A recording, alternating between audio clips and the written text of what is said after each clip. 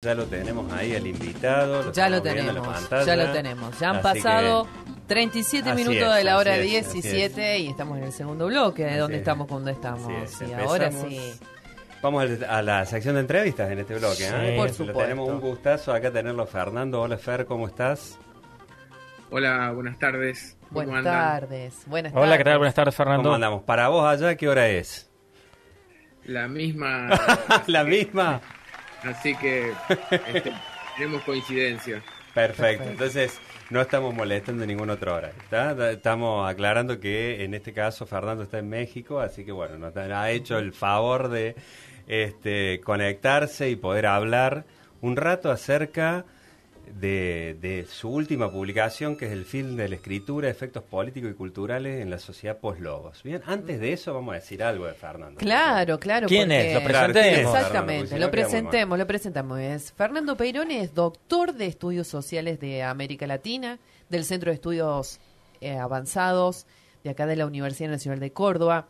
Es fundador del Observatorio Interuniversitario de Sociedad, Tecnología y Educación de la Universidad de San Martín y director del programa de Saberes Juveniles Aplicados también de la Universidad de San Martín, además docente investigador en institutos de altos estudios de IDAES y de la Universidad Nacional de San Martín, y es autor de uno de los libros que nosotros aquí mencionamos, que es por eso que lo estamos entrevistando acá, que es El fin de la escritura, efectos políticos y culturales de la sociedad de post-logos. ¿Sí? Por la editorial Fondo de Cultura Económica, ¿es así? Así es. Perfecto. Bueno, está más o menos bien la presentación, Fer. ¿Querés hacer alguna aclaración? Ahí veo que también es docente de UNPAS, también ha dirigido la colección también acá de la Universidad de Villa María. Bueno, pero como es alguien que ya tiene mucha trayectoria, sería como demasiado, digamos, decir absolutamente todo de Fernando. Hacemos una justa síntesis. Claro, contanos un poco, Fernando, ¿cuál sería como el planteo general o qué es lo que te llevó a vos a escribir este libro en particular? Bueno, la verdad es que fue como una experiencia personal y al mismo tiempo la percepción de una experiencia que no era nada más que personal. Uh-huh. Personal porque yo soy profesor en la universidad, doy una materia que se llama Tecnología y Sociedad. Sí. Y me la pasaba hablándole a estudiantes jóvenes sobre tecnología, sobre teléfonos, sobre internet, sobre memes, sobre stickers. Claro, sobre la dinámica que había adquirido en los últimos tiempos la comunicación. Uh-huh. Sin embargo, cuando, digamos, me tocaba tomar parciales o exámenes, los recursos didácticos que tenía para enseñar y los recursos pedagógicos que tenía para evaluar estaban bastante reducidos a una época que era anterior a la cual me tocaba, sobre la cual tenía que hablar. Uh-huh. Entonces se me generaba como una suerte de contradicción hablar todo el tiempo sobre una narrativa cada vez más vinculada a lo icónico y a lo audiovisual, y por otro lado recursos muy atados al mundo enciclopédico y a la escritura. Uh-huh. Eso por un lado. Y por el otro, la verdad que lo que me generó también como mucha curiosidad y empecé a ver que se trataba de algo que tenía que empezarle a prestar atención, era que la dinámica con la que yo pensaba el conocimiento y que me había formado directamente como un emergente de la modernidad clásica, no tenía nada que ver con el tipo de conocimientos y saberes que desarrollaban los jóvenes vinculados a una tecnología que era cada vez con más dinámica y un conocimiento y ciertas prácticas culturales uh-huh. que se alejaban notablemente de lo que nosotros entendíamos por cultura por conocimiento, y que era un conocimiento cada vez más potente, más necesario en la sociedad actual, pero que sin embargo no ingresaba a la universidad ni al sistema educativo, porque se adquiría de manera informal a partir del uso de los videojuegos, las celulares, las prácticas de los chicos, ¿no? Tal cual. O sea que ahí habría como una especie de distancia, digamos, intergeneracional, ¿no? Es decir, eso es entre las narrativas, la forma de acceder al conocimiento, a los saberes, y la forma de compartir la cultura y de vivir la cultura también, ¿no? Sí, aunque no se trata nada más que de una distancia o un hiato intergeneracional, porque de hecho todas las generaciones han tenido su conflicto y su disputa con los mayores, digamos, de alguna manera. Todas las generaciones, llegado un momento donde se sienten potentes, maduras, como para asumir responsabilidades, como para empezar a tener a tomar decisiones. Eso durante mucho tiempo fue lo natural y lógico, digamos, y donde de alguna manera se empiezan a disputar, y eso está reflejado en innumerables ejemplos de los géneros literarios, cinematográficos, teatrales, ¿no? Digamos, los peludos y los pelados, las generaciones que de alguna manera están como discutiéndole o disputándole el lugar de las decisiones y de empezar a generar sus propias instancias de gobierno. Pero en este caso, ahí yo lo que empecé a notar, un poco en paralelo a lo que te decía anteriormente, es que los chicos ya no disputaban nada con nosotros los adultos, sino que lo que empezaban a hacer era a desafectarse del mundo de los adultos, porque básicamente no les estaban aportando elementos válidos para ingresar a la sociedad en la que empezaban a manejarse.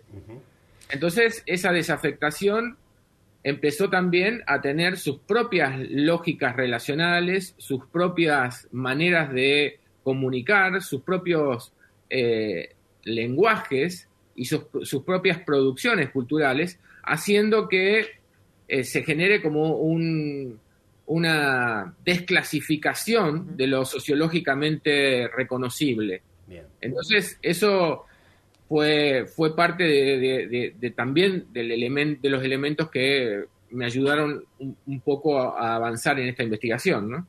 Fernando, quería hacerte una consulta. Cuando vos lo planteas al interés por estudiar esto y que deriva en un libro, lo enmarcás en una situación académica, lo que ocurre en el aula, entre la distancia que ocurría entre lo que hablabas y las formas utilizadas regularmente para la evaluación.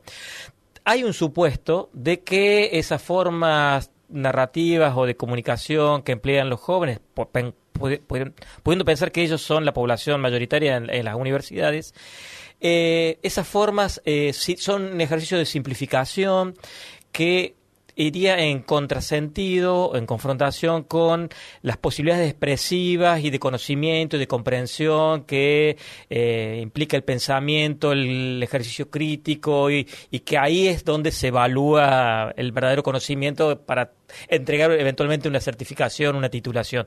Vos en tus indagaciones, en tus trabajos, ¿podés ver ese supuesto, confrontarlo, discutirlo, considerarlo simplemente prejuicio o algo a partir de lo cual conviene detenerse, focalizarse y buscarle algún tipo de explicación?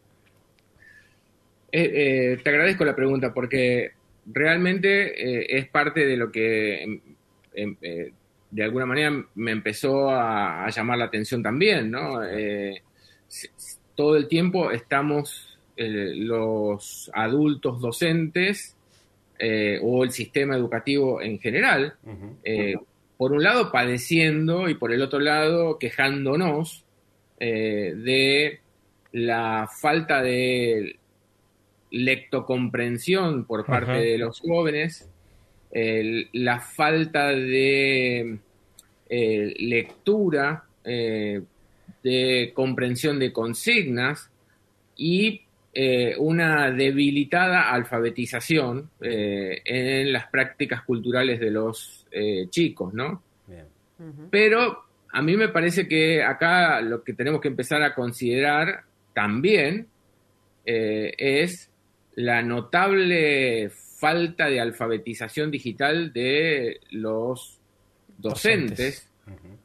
Y del sistema educativo en general para incorporar narrativas que ya no tienen estrictamente que ver con lo escritural, aun cuando sea dominante dentro de, el espectro de conocimientos que se imparten desde la escuela. Tal cual. Es esta dificultad, esta especie de disociación, yo lo atribuyo a un cambio en la narrativa social. Cuando la humanidad adopta la escritura, cambia toda nuestra experiencia del mundo de alguna manera. Porque, digamos, cuando se cambia una narrativa social, para simplificar, una narrativa social es el tipo de recurso narrativo que adopta una cultura para contarse o hablarse a sí misma, para contarse quiénes somos, qué nos interesa, cómo nos organizamos, etcétera. Entonces, cuando cambia una narrativa social, cambia la construcción de sentido, cambia el aparato interpretativo que tenemos, cambia el orden social que corresponde a esa narrativa social, cambia la manera de pensar, cambia los modelos de poder. Entonces, lo que nosotros estábamos acostumbrados era a una lectura lineal que hoy está en retirada. No es que los jóvenes están leyendo menos, están leyendo posiblemente de otra manera. De otra manera, y posiblemente nunca antes hayamos leído tanto como en la actualidad. Lo que pasa es que lo que está en crisis es una lectura, un tipo de lectura. Es una lectura lineal, una lectura, digamos, que tiene un modo de presentarse secuencial, organizado, con un desarrollo de principio a fin, mientras que en la actualidad basta con que cualquiera de nosotros recuerde lo que hace cuando se enfrenta a una pantalla. Sí. Y entonces en una pantalla uno tiene una interfase y en esa interfase identifica los elementos que forman parte de esa interfase, y en realidad no es que no los usamos como se usaba linealmente la escritura o leíamos de la misma manera. Se identifican y son todos elementos que entran en juego en una interfase, pero de otro modo, organizando, por lo tanto, una construcción de sentido diferente, un modelo de poder diferente, un modo de pensar diferente y, por supuesto, un orden social diferente, que es el que empezamos a entender como muy claramente como un emergente que todavía no tiene una forma acabada, pero que empieza a gravitar y a poner muy en crisis la tradición moderna. Tal cual. Sí. Y en ese paso, Fernando, de la modernidad, podríamos decir de la posmodernidad, algunos autores podrían decir de la desmodernización, otros podrían decir de la modernidad líquida. Bueno, podríamos hablar de distintas perspectivas, ¿no? Pero de ese paso, digamos, de esa fase, ahora está muy en debate y muy en discusión algunos filósofos muy actuales, porque esto es muy actual, ¿no? Byung-Chul Han, Eric Sadin, ¿no? Que coincido contigo que hay una resignificación. Probablemente nosotros estemos analizando con categorías y conceptos que son antiguos, digamos, como por parte de la modernidad, para analizar procesos más actuales que tienen que ver con la posmodernidad, ¿no? Que entonces hay que ver esa falencia. La cuestión de la pregunta es esta. Más allá de que nosotros creemos que estas nuevas narraciones, que podríamos hablar también incluso de la inteligencia artificial, ¿no? Del chat GPT, de otras aplicaciones, ¿no? Si no hay una pérdida de nuestra autonomía como sujetos, ¿no? Frente a la toma de decisiones, ¿no? Y ahí ¿cómo lo estás observando en este contexto? Lo primero que tendríamos que empezar a asumir, me parece a mí, es que se ha discontinuado una visión del mundo. Y los que tenemos más de 40 años, yo ya estoy bastante más pasado de los 40, pero digamos, quienes tenemos más de 40, estamos viviendo este proceso como una pérdida y como nostalgias de otros momentos donde uno tenía mayor posibilidad de sostener en el tiempo objetivos, de planificar, de organizar la vida en función de un patrón laboral. No me refiero a los patrones, sino a un orden laboral, a una cultura del trabajo que era ordenadora, organizadora, y es todo lo contrario de lo que está pasando en este momento. Entonces, la verdad es que autores como Byung-Chul Han o como Eric Sadan, a mí me da la sensación de que son libros que uno ya cuando los agarra están mojados por las lágrimas que están todo el tiempo largando estos autores, porque, digamos, están en realidad llorando sus propias crisis, están llorando sus propias pérdidas de privilegios, de aquello que les permitía tener una autoridad y una jerarquía académica que hoy está muy en duda. De hecho, yo cuando estoy trabajando con mis estudiantes, tengo que partir de la base de que hay muchas cosas que saben ellos más que yo sobre la actualidad y sobre el modo en que la cultura actual se organiza. Entonces, yo creo que a mí me parece que somos, por lo tanto, testigos, víctimas y protagonistas de una época de cambios muy importante, en donde si no hacemos el esfuerzo por empezar a comprender lo que está ocurriendo, corremos el riesgo de tratar de restaurar un orden simbólico que es bastante inconducente, porque esto llegó para quedarse, esto ya tiene otras características, ya tiene otras maneras de pensar la política, de pensar la economía, de pensar la educación, de pensar la subjetividad.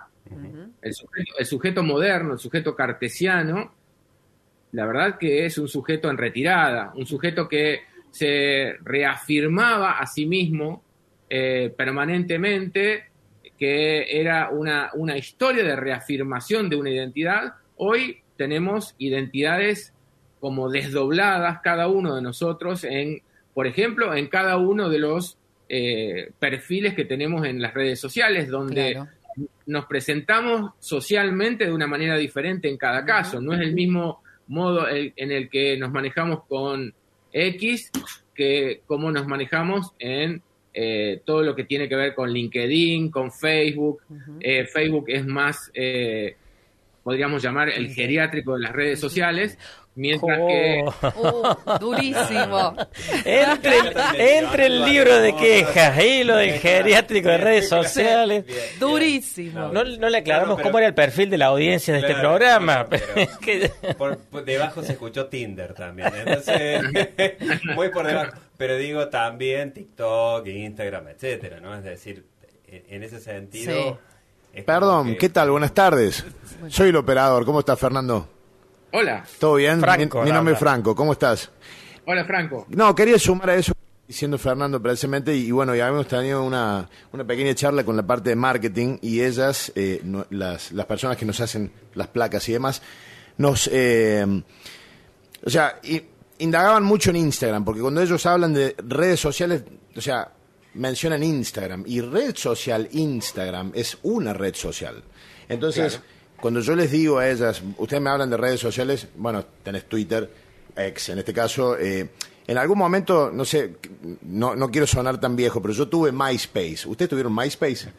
Bueno, imagínate que Fernando se ríe. Entonces, si te vas a alargar, por ejemplo, como ellas me dicen, no, pero tenés que empujar Instagram porque eso es tu carta de presentación. Pero mi carta de presentación, o sea, yo no puedo poner nada más que volcarme todo en una red social cuando esa red social pasa de moda y yo desaparezco, ¿verdad? Entonces, en este caso, como dice Fernando, me parece que, bueno, nos pusimos a investigar y las redes sociales más usadas mundialmente, primero está Facebook y sigue YouTube y le sigue Instagram, en ese orden. Con 3.000 millones de seguidores o usuarios, Facebook es la primera, sigue YouTube con 2.500 y unos 2.000 Instagram. Quería mencionar eso, nada más allá de que tiene razón Fernando, es el geriátrico. Perdón, Fernando. No, coincido. Por supuesto que las redes sociales, por ejemplo, en Argentina tenemos un promedio de 13 redes sociales abiertas por persona, activas. Sí. Activas quiere decir no que la usemos todos los días, sino que están en condiciones de ser utilizadas. No están en algún momento por nosotros. Bien. Exactamente. Y eso va desde, no sé, una red social profesional y académica como academia.edu, otra para trabajar como puede ser y buscar trabajo como puede ser el LinkedIn, pero también tenés Instagram, Snapchat, Facebook, TikTok, tenés muchas redes sociales que están cumpliendo diferentes tipos de roles y a su vez, y esto es un poco también parte de lo que investigué para el libro, cada una de estas redes sociales tiene su propia gramática. La gramática que más se adecua a los modos de expresión de las personas que tienen más de 40 años, o sea, de parrafadas importantes, de textos más largos, de aquellas cosas que se caracterizan por posicionamientos ideológicos, por opiniones largas, por calificaciones, etcétera, es más Facebook que otras, porque en realidad Instagram, por ejemplo, o Snapchat o TikTok son básicamente visuales. Sí, sí. Y ahí hay como una especie de uso complementario de la escritura, no es un uso subsidiario de la escritura, no es un uso protagónico de la escritura. Está regido básicamente por una gramática visual. Y eso implica reels, memes, GIF, stickers, una serie de recursos que para nosotros todavía nos resultan ajenos y en cierto modo incómodos, pero no es la sensación ni la lógica con la que lo utilizan los más jóvenes, que han adoptado esa narrativa como la narrativa de su propia vida. Y como decíamos recién, cuando uno adapta una narrativa, nos está adoptando también un modo de construir sentido social. Tal cual. Sí, y diferentes modos de conocer, diferentes modos de discutir el saber. Digamos. Sí, moldea el comportamiento social de los sujetos.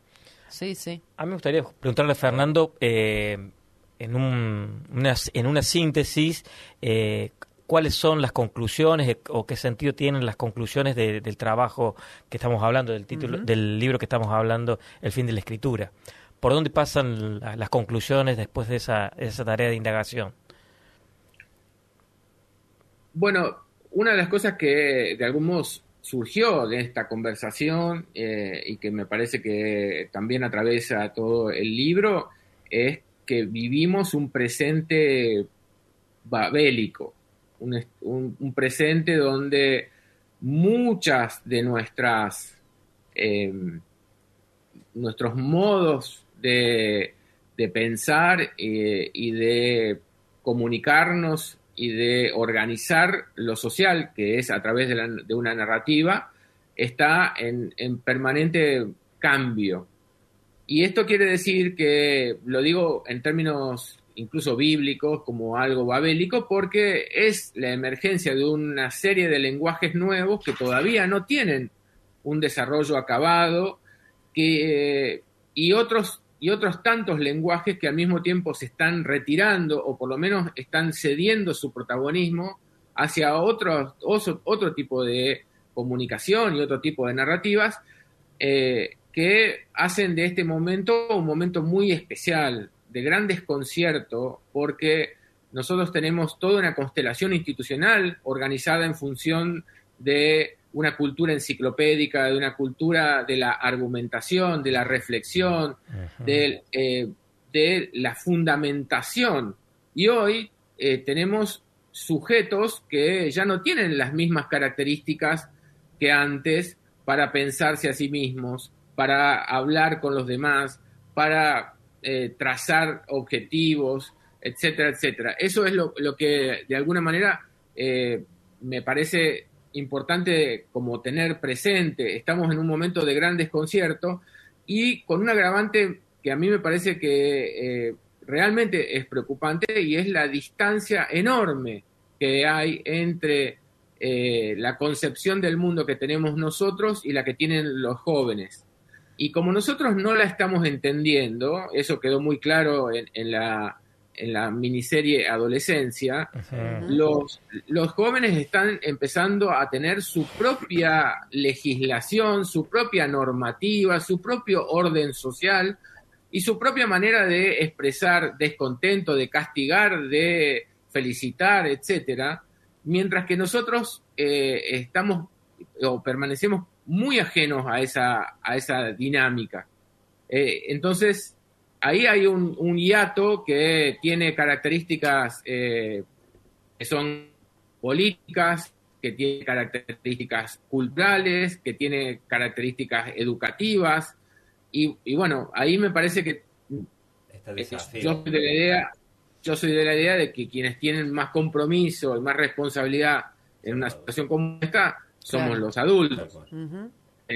Porque, digamos, estamos dejando que esto ocurra sin que nosotros podamos intervenir. De hecho, nuestra mayor virtud, podríamos llamar, por supuesto yo no lo considero así, pero digamos, pareciera ser hacer que los chicos cuando lleguen a la escuela dejen los celulares en una caja o prohibirles que lo usen.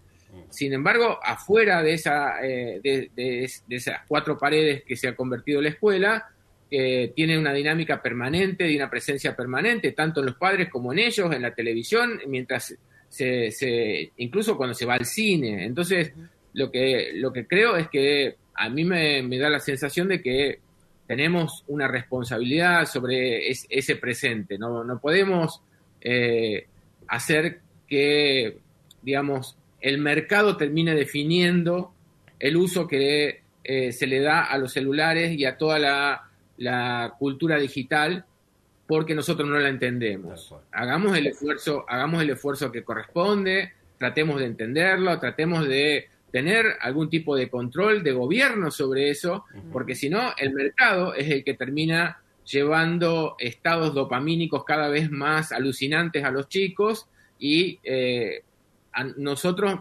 quejándonos de que son cada vez más individualistas, de que están todo el tiempo con una pantalla, de que no le prestan atención a los adultos, etcétera, etcétera. Ahí yo diría que tenemos cierta responsabilidad, y en eso hago como a través del libro una presentación de un escenario que me parece que tenemos que empezar a pensarlo más seriamente.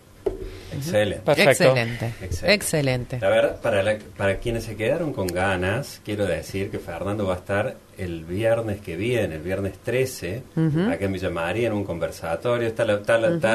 Bueno, viernes 13 también, en el conversatorio, siguiendo, digamos, la discusión acerca de las repercusiones del libro, el conversatorio Stickers, Emojis y Memes, derivas de la sociedad que abandona la escritura, ¿bien?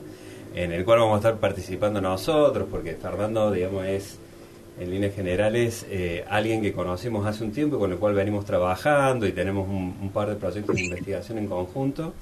Así que ha sido un gusto, Fernando, tenerte acá, que nos hayas posibilitado conversar sobre una de las cuestiones centrales de Dónde estamos cuando estamos, que en líneas generales partió la idea de lo que expresó Boric en el verano, pero que también coincide en esta cuestión de preguntarnos todo el tiempo por las plataformas, por el ecosistema de medios, por cómo se está modificando la comunicación y cómo está cambiando la socialización de las diferentes generaciones. Así que de nuestra parte, muchas gracias. Y seguramente vamos a tenerte en alguna otra ocasión. Así claro que queda la invitación abierta.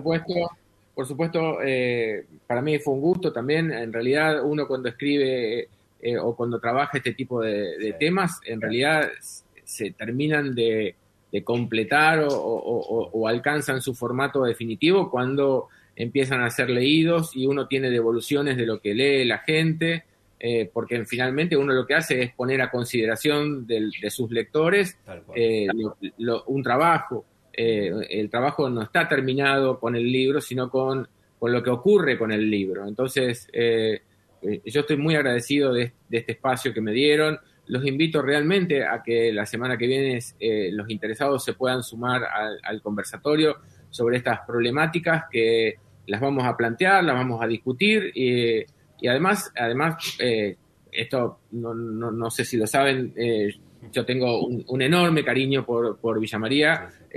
Mi familia completa es de Villa María. Mi hermana vive ahí. Tengo mis sobrinos. O sea, tengo una vida muy vinculada afectiva y amorosamente con Villa María.